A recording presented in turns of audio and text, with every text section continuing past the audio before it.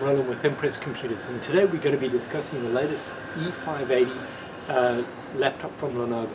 This has got the 8th generation i7 processor. It comes standard with 8 gigs of RAM. You can upgrade it to 32, and the base unit comes with a 500 gig traditional spinning drive.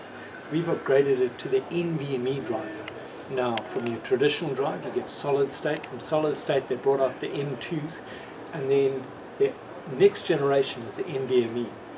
Jumps from 550 megabits per second to 3,400 megabits per second, and your startup time, your access to your programs is going to be so much quicker with an NVMe drive versus your traditional spinning drive. Also, it's going to be a lot more stable because there's no moving parts on it. So if you're looking for a really fast, quick unit and you want speed and reliability, come on into Impress Computers, and you can get yourself hooked up with a high-speed business class laptop at a very reasonable price. Also, with your shutdown, you're going to see your startup and shutdown speeds are so much quicker than any traditional laptop that you got out there. For any questions, give us a call, 281-647-9977.